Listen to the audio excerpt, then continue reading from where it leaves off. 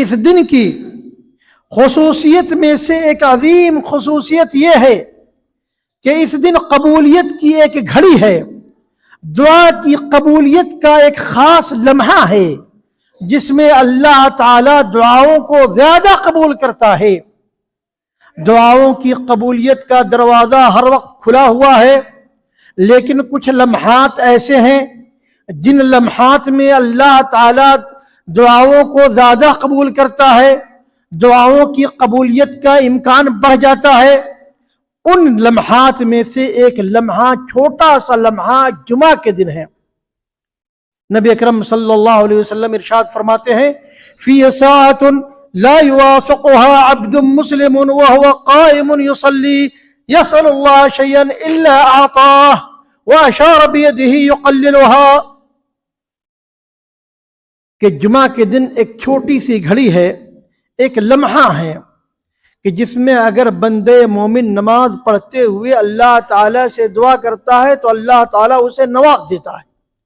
اور رسول اللہ صلی اللہ علیہ وسلم نے اشارہ کیا اپنے ہاتھ سے کہ یہ بہت معمولی سی گھڑی ہے، چھوٹا سا لمحہ ہے، معمولی سا لمحہ ہے۔ اب یہ کون سا لمحہ ہے؟ اس سلسلے میں دو طرح کی روایتیں آتی ہیں۔ ایک صحیح مسلم میں ابو موسیٰ اشعری کی روایت ہے کہ ہی ما بین ان یجلس الامام الی ان تقضی الصلاۃ، کہ امام جب ممبر پر بیٹھتا ہے اس وقت سے لے کر نماز کے ختم ہونے تک ہے۔ اب امام جب ممبر پر بیٹھتا ہے تو نماز کے ختم ہونے تک تو مقتدی کو خطبے کے دوران خاموش رہنے کا حکم ہے۔ نماز میں وہ نماز پڑھے گا تو پھر دعا کب کرے گا؟ تو اہل علم کہتے ہیں کہ امام خطبے کے دوران دعا کا اہتمام کرے گا، اسی طریقے سے خطبہ کے ختم ہونے کے بعد نماز میں سجدے کے دوران سلام پھیرنے سے پہلے تشہد میں مصلیان دعاؤں کا اہتمام کریں گے۔ دوسری روایت جو اس سلسلے میں آتی ہے، جیسا کہ حضرت جابر رضی اللہ تعالیٰ عنہ کی روایت ہے، التمسوها آخر ساعت بعد العصر، عصر کے بعد کی آخری گھڑی میں اس قبولیت کی اس گھڑی کو تلاش کرو۔ اور سنن سعید بن منصور میں ابو سلمہ بن عبد الرحمن بن عوف الزہری کا بیان منقول ہے جو جلیل القدر تابعی ہیں۔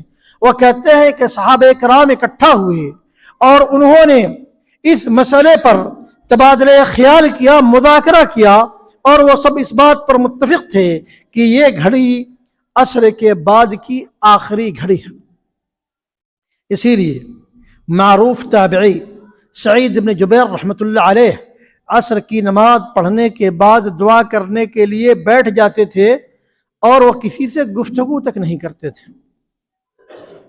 ہم جمعہ کے دن ہمارے سماج میں ضرورت پڑنے پر بہت سارے لوگ مظاہرہ کرتے ہیں اور نہ معلوم کیا کیا کرتے ہیں، لیکن یہ دعا کی جو قبولیت کی گھڑی جو رسول اللہ صلی اللہ علیہ وسلم نے بتائی ہے، ہم اس کا اہتمام نہیں کرتے۔